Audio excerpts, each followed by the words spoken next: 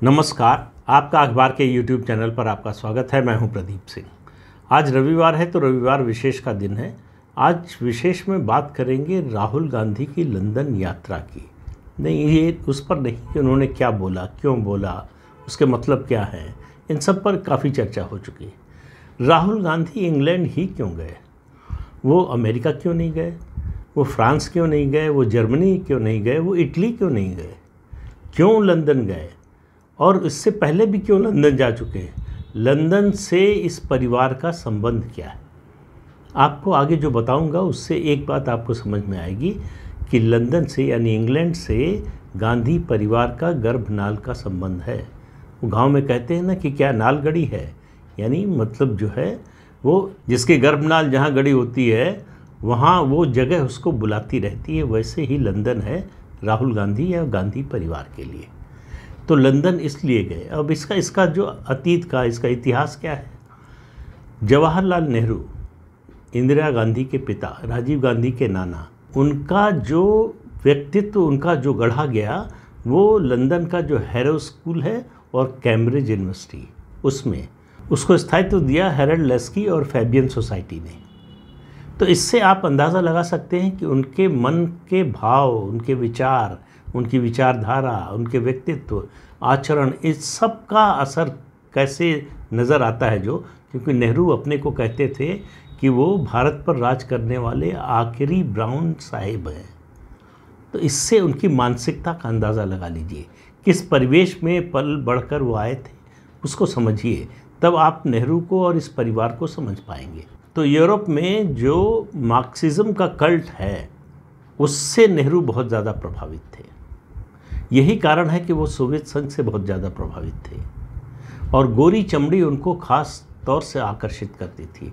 उसके तमाम किस्से हैं, उसमें जाने की ज़रूरत नहीं है। और सोवियत संघ को किस रूप में देखते थे? सीताराम गोयल ने इसके बारे में लिखा है कि नेहरू की सोवियत यात्रा एक तरह से सोवियत संघ की तीर्थ यात्रा हुआ करती थी। इस कदर नेहरू सोवियत संघ, कम्युनिज्म और मार्क्सिज्म से इस कदर प्रभावित थे। आज़ादी के आंदोलन के दौरान जब भी आज़ादी का आंदोलन किसी महत्वपूर्ण मोड़ पर पहुंचता था, जवाहरलाल नेहरू लंदन चले जाते थे या यूरोप चले जाते थे। और अपनी लंदन की यात्राओं के दौरान उन्होंने जो संबंध बनाए वो गांधी परिवार के आज तक काम आ रहे हैं। आज तक उनके आधार पर उनका एक रुतबा बना हुआ है, उनका प्रभुत्व वर्ग में एक स्थान बना हुआ है, दुनिया के प्रभुत्व वर्ग में। केवल भारत की बात नहीं कर रहा हूँ। इंग्लैंड के साथ संबंध कल्टीवेट करने के नेहरू के दो उदाहरण काफ़ी होंगे। एक, उनके जो मैन फ्राइडे थे वीके कृष्ण मेनन, उन्होंने एलन लेन के साथ मिलकर पेंगुइन बुक्स की स्थापना की। इसी पेंगुइन बुक्स ने जवाहरलाल नेहरू की किताब छापी जिसका नाम था glimpses of world history and discovery of India.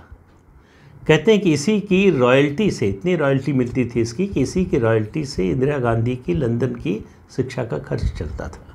और इसके अलावा नेहरू ने लॉर्ड माउंटबेटन, उनकी पत्नी एडविना माउंटबेटन के साथ जो संबंध बनाए वो इंदिरा गांधी के काम आए, पूरे जीवन काम आए।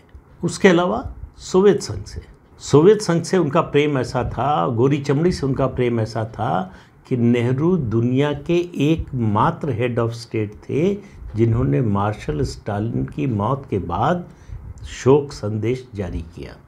दुनिया में किसी हेड ऑफ स्टेट ने नहीं किया।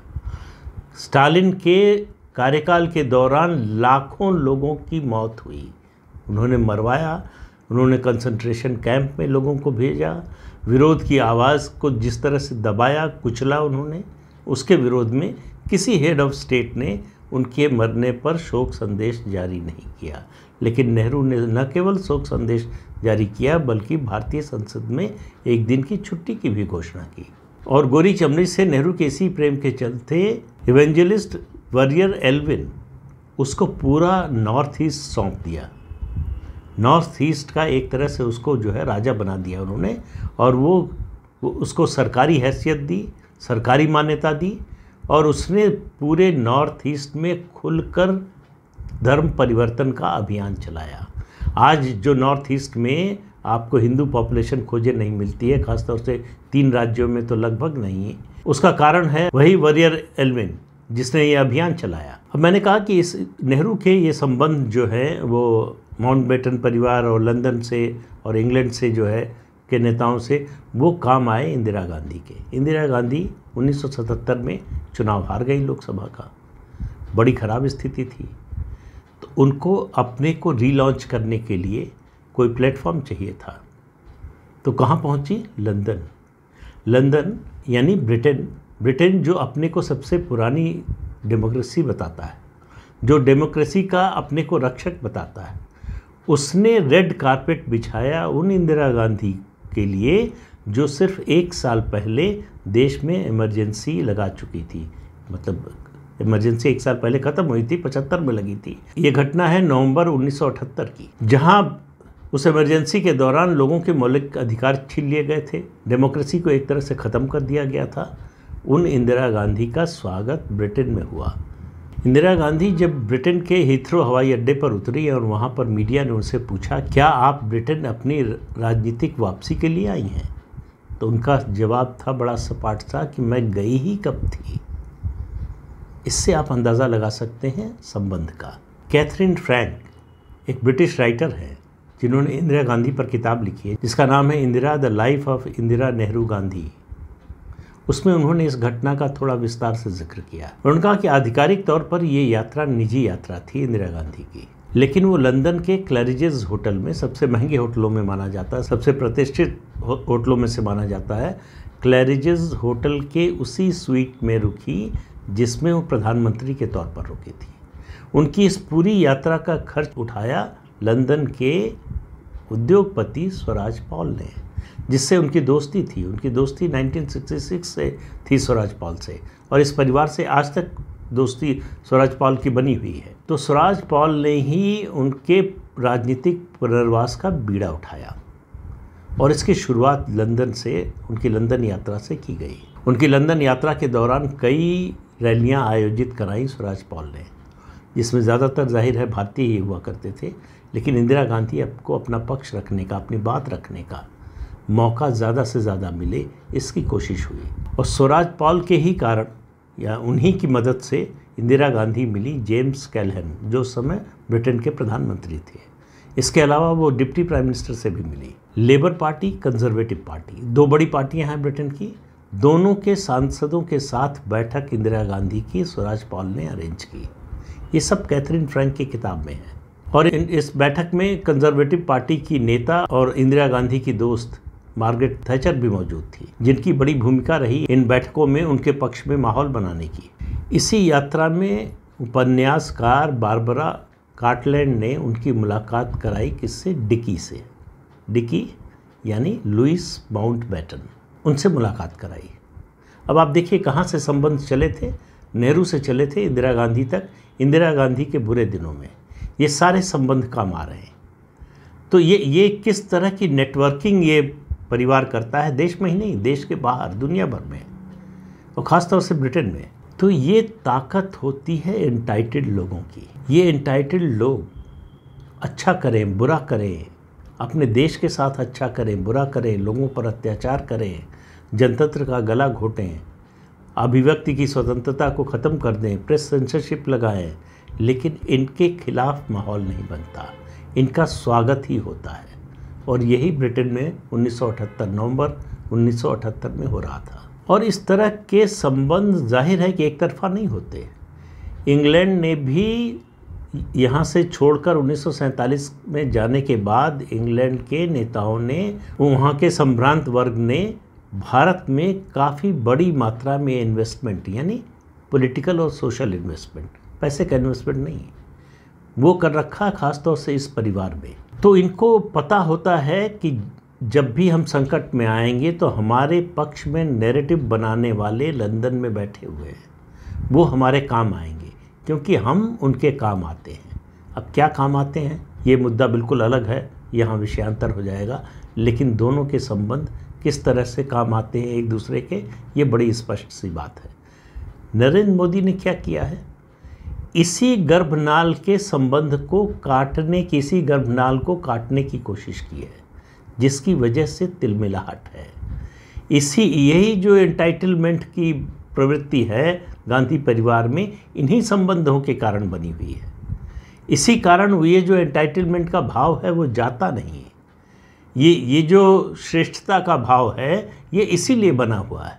लगता है कि भाई मोदी को लंदन में कौन जानता है, हमारे परिवार को जो है 2 पीढ़ी 3 पीढ़ी 4 पीढ़ी से लोग जानते हैं, संबंध है, पारिवारिक संबंध है, राजनीतिक संबंध है, सामाजिक संबंध है। तो ये जो भाव है वो एहसास कराता है कि नरेंद्र मोदी एक चाय बेचने वाला वो हमारा मुकाबला करेगा, वो हमारे सामने अपने को बड़ा बताने की कोशिश करेगा, उसको ज़्यादा ताकत मिलेगी इस देश के लोगों से। ये कैसे हो सकता है, ये स्वीकार नहीं कर पाते। इसीलिए राहुल गांधी लंदन गए, इसीलिए राहुल गांधी के लिए वहाँ रेड कारपेट बिछाया गया। लेकिन ये 2023 है, 1978 नहीं है। और राहुल गांधी इंदिरा गांधी तो कतई नहीं है। और इस समय इस देश में सरकार प्रधानमंत्री मोरारजी देसाई की नहीं, प्रधानमंत्री नरेंद्र मोदी की है। जनता पार्टी की नहीं, भारतीय जनता पार्टी की है। दोनों में ज़मीन आसमान का अंतर है।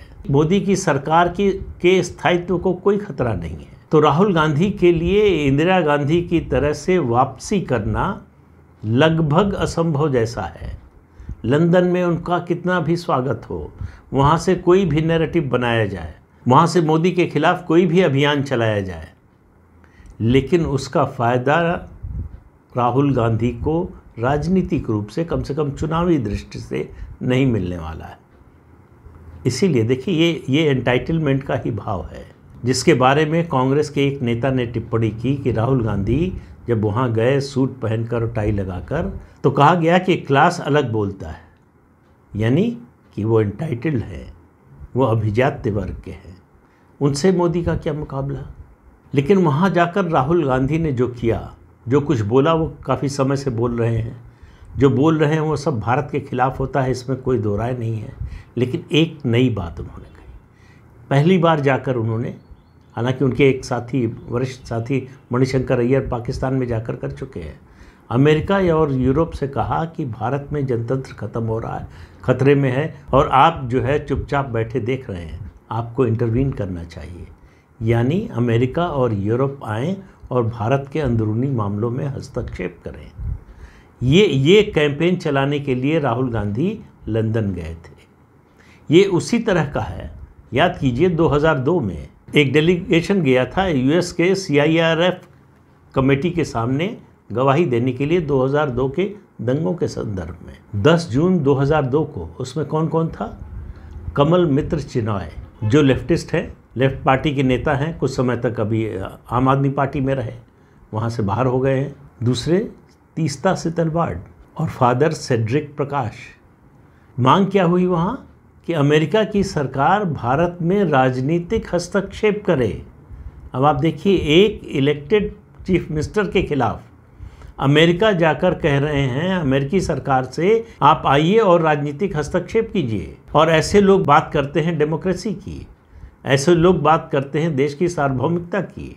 लेकिन अमेरिका हो या ब्रिटेन हो या फ्रांस हो या जर्मनी हो, इन सब देशों को और इन सब देशों के प्रमुखों को पता है कि भारत में इस समय सरकार किसकी है, पता है कि इस समय देश में प्रधानमंत्री कौन है। उनको मालूम है कि भारत में जनतंत्र की जड़ें कितनी गहरी हैं, कितनी मजबूत हैं। उनको मालूम है कि मोदी को उखाड़ना लगभग असंभव है।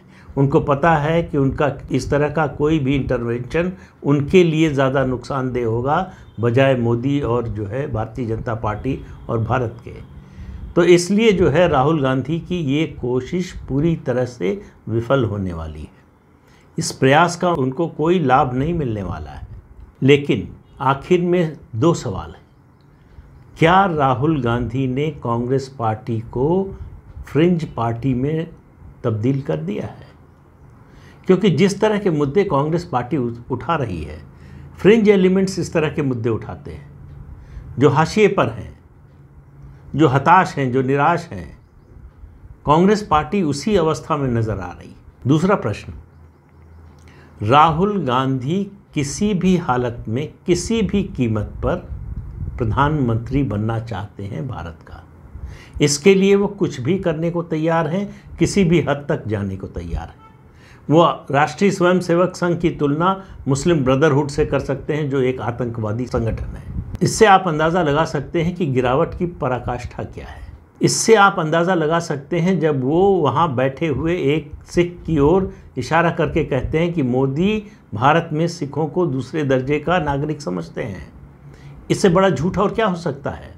लेकिन वो सब चलेगा जब तक मोदी को नुकसान पहुंचता हो, जब तक भारत को नुकसान पहुंचता हो। उनका इरादा भले ना हो, लेकिन अल्टीमेटली हो वही रहा है। ये बयान देना एक तरह से जो खालिस्तानी तत्व हैं उनके हाथ में खेलना, उनके एजेंडे को आगे बढ़ाने जैसा है। दूसरा, मुसलमानों के बारे में ये कहना कि उनको दोयम दर्जे का नागरिक समझा जाता है मोदी के राज में, ये इस्लामिस्ट जो हैं उनके हाथ में खेलना है, उनके एजेंडे को आगे बढ़ाने जैसा है। तो आखिर कांग्रेस पार्टी जो इस देश के आज़ादी के आंदोलन की पार्टी रही है, वो आज अपने को फ्रिंज पार्टी के रूप में तब्दील क्यों कर रही है? उससे क्या लक्ष्य हासिल होने वाला है? और कांग्रेस पार्टी में कोई कुछ बोलने वाला क्यों नहीं है? जो लोग जानते हैं, समझते हैं कि ये सब गलत हो रहा है, ये नहीं होना चाहिए, ये पार्टी के हित में नहीं है। ये पार्टी की मूल विचारधारा, राष्ट्रीय आंदोलन की मूल जो विचारधारा थी वो राष्ट्रवाद थी, और राहुल गांधी उसी राष्ट्रवाद की जड़ पर कुठाराघात कर रहे हैं ये कहकर कि भारत यूनियन ऑफ इंडिया है। यानी अगर आप राष्ट्रवाद पूरे सारे राज्यों पर थोपने की कोशिश करेंगे, उनके शब्द हैं, तो प्रतिक्रिया होगी और वो अलग भी हो सकते हैं। तो वो भारत के विखंडन की तस्वीर पेश कर रहे हैं। कांग्रेस पार्टी को अगर सचमुच इस देश में राजनीति करनी है, इस देश के लोगों से जुड़ना है, तो सोचना पड़ेगा क्या इस एजेंडे के साथ वो आगे बढ़ सकती है? क्या इस एजेंडे के साथ वो देश में अपनी जड़ों को फिर से मजबूत कर सकती है? ये सवाल सब कांग्रेस पार्टी से है, और कांग्रेस पार्टी के नेताओं और कार्यकर्ताओं से है, उन लोगों से है जो अभी तक कांग्रेस पार्टी का समर्थन करते हैं। तो इस अंक में इतना ही। अगले अंक में फिर मिलेंगे किसी नए मुद्दे के साथ। तब तक के लिए अनुमति दीजिए। आपसे अनुरोध है कि ये चैनल देखिए, शेयर कीजिए, लाइक कीजिए और सब्सक्राइब ज़रूर कीजिए। नमस्कार।